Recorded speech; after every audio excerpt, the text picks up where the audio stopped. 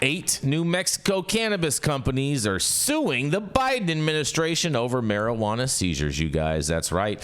A group of 8 licensed New Mexico cannabis companies, fed up with months of seizures by the U.S. Customs and Border Patrol, have filed a federal lawsuit against the Biden administration, claiming that their constitutional rights under the Fifth Amendment have been violated a cumulative dozen times since February, you guys. The suit, filed on October 22nd in U.S. District Court of the District of New Mexico, asserts that Border Patrol agents have been illegally seizing hundreds of thousands of dollars worth of state legal marijuana goods at checkpoints under the auspices that the industry remains federally illegal, despite the hands-off approach the federal government has taken towards cannabis since the Barack Obama administration. Shout out Cold Memo. That's not true, because Barack Obama, I got raided twice by under the Obama administration, so that's 100% fake news right there. But you lie, Obama. You lie. Yep, exactly. The plaintiff said damages have easily exceeded $1 million, and New Mexico has thus far been the only border state where such seizures are occurring, despite Arizona and California also having full-fledged adult-use marijuana industries as well. In 2024, the CBP, that stands for Customs and Border Protection, adopted a conflicting policy and began summarily seizing state legal cannabis products and related property, including cash and most recently vehicles used in connection with these state legal businesses, without providing any due process, the lawsuit charges.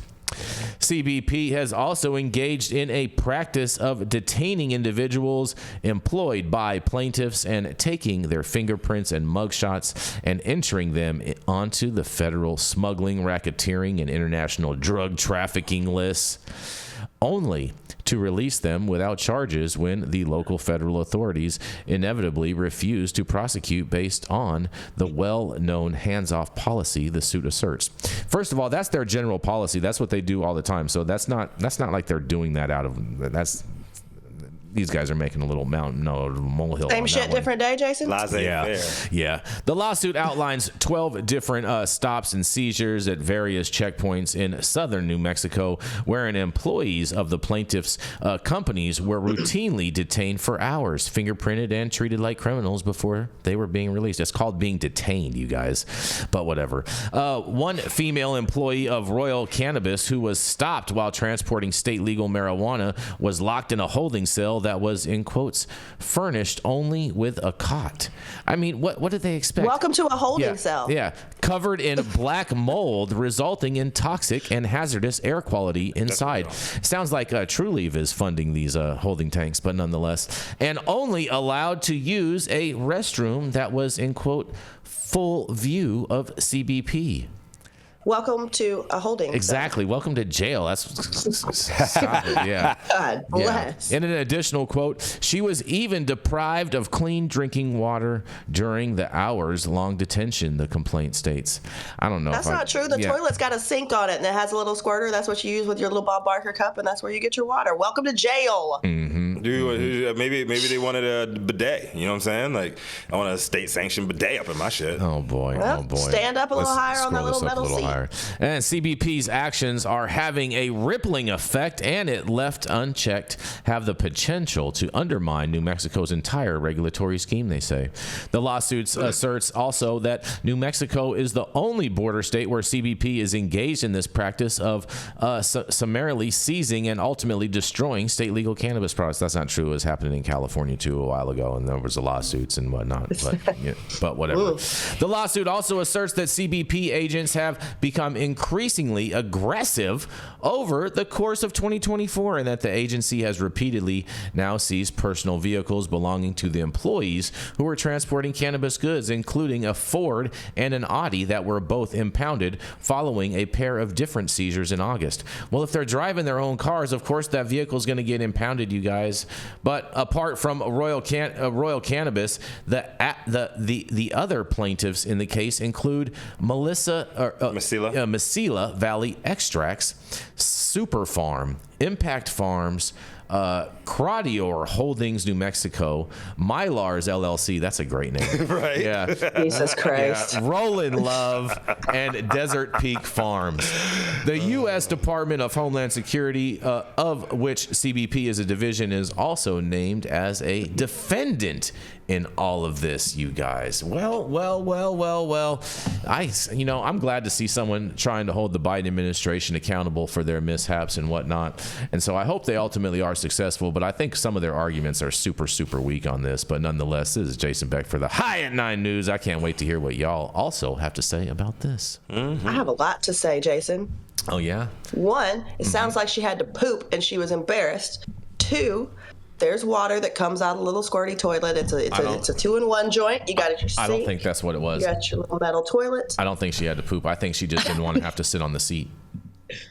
Well, you can hover, girl. Come on. That's a woman trait. Well, you're assuming that she had the leg strength to hover. I know. Not everybody does. Not everybody participates in leg day, Jenny Beth. Yeah. She might not be. She better start hitting them squats. But I mean, like, here's the deal. Like, you just described a holding cell, and for all of you who are new to this industry, it's federally illegal. And sometimes when things are federally illegal, you might go to fucking jail. So, I mean, this sucks. Like, I get it. It's occupational hazard. You know, this is also why you're not supposed to be using personal vehicles to transport state licensed cannabis. You're supposed to be using a vehicle that is owned by the company. Yep. That's right. That's and I'm sorry they took your Ford Fiat. Your Ford. At least they try to Ford switch whatever. it up, though. I mean, it was a Ford and an Audi, you know. They took the Ford Escort. Oh, no. They didn't take Give the them $75 in restitution for that Ford Escort. Yeah, they didn't take the Indy, just the Audi. Just the Audi. I mean, like, yeah, this sucks, and I totally get it. But, like, we need to be aware until we have a deschedule. We are participating in something that is federally illegal. And when you participate in something that is federally illegal, you can go to jail. And that sucks. And the fact that you only had to sit in a holding cell and they didn't dress you out and put you in Bob Barker flippy floppies and give you a lice bath and everything else that goes with squat, cough, and being booked in, you had a better day than a lot of people. Squat and cough, you mean, like, you know what I'm saying? Lift Spread your 'em. cheeks. There we go. I was waiting for the spread them part. That's not what they're asking you Spread guys your cheeks to and lift, lift your bro. sack. Yeah. Yeah, Exactly. there it is. It happens. Cough. Yep, drop and cough. That's right. Fair enough. Those flip-flops are garbage, Jeremy, in the chat. They give you blisters. What do you think about this? Any of the doctors? Do you guys have any thoughts on this, on these holding tanks?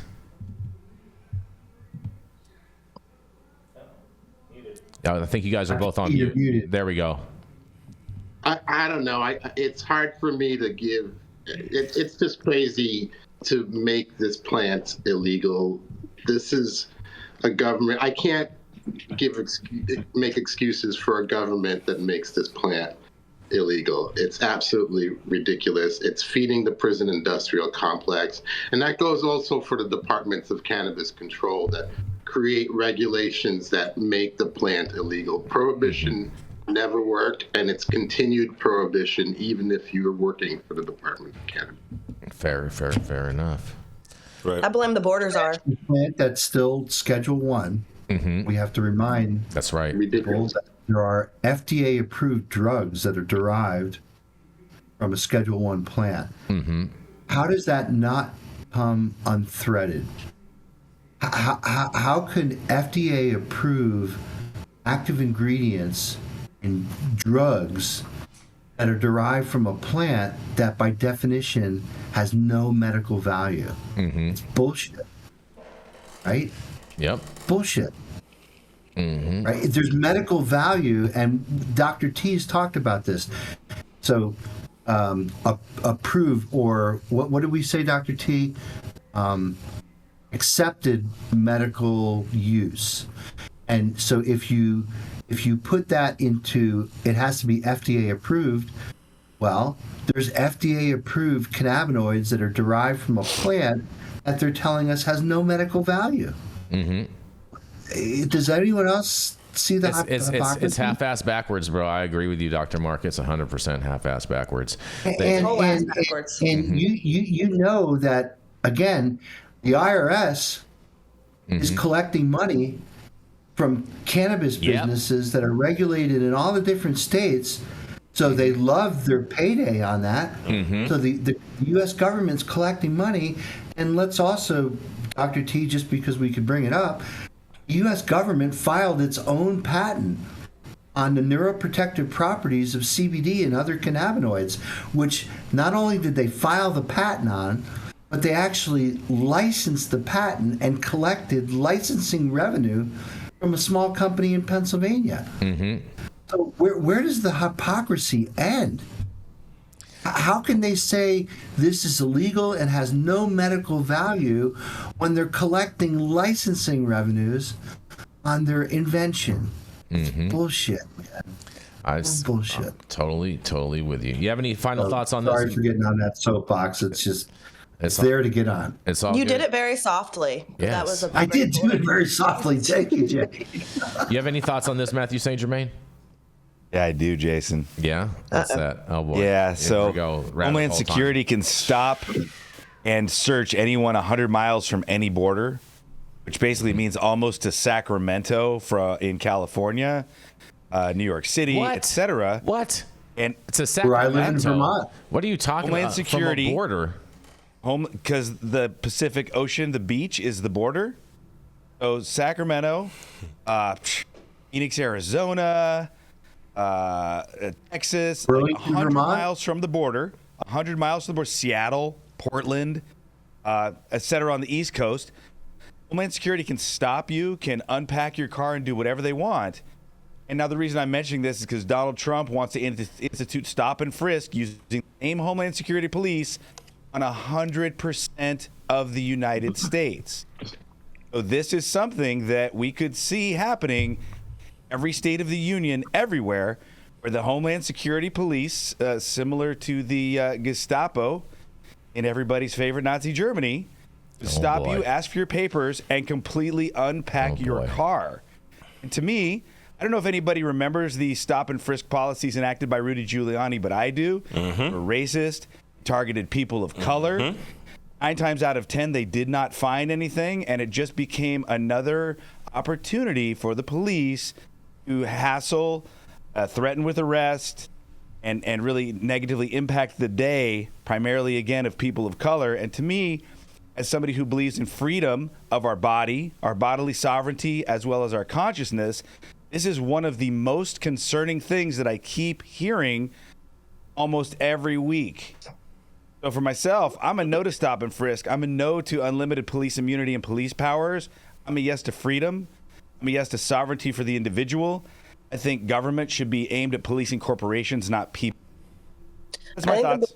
I think the border technically starts at international waters, and the Coast Guard would have onus over whatever you're doing in the water. But yeah, I invite you to read, Jenny. But I do read, and I have been stopped by Coast Guard many times because I grew up on an island, and I'd rather be stopped by them than Border Patrol.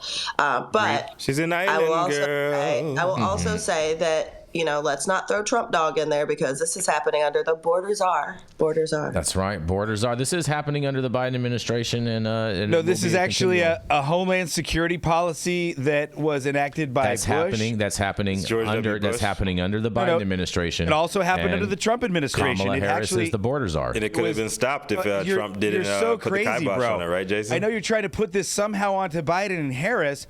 If it's their fault, it's equally Trump's fault, because it was also happening when he was president. It's not equally Jason. Trump's fault. I'm not buying that, Security, because there weren't people getting arrested for Trump.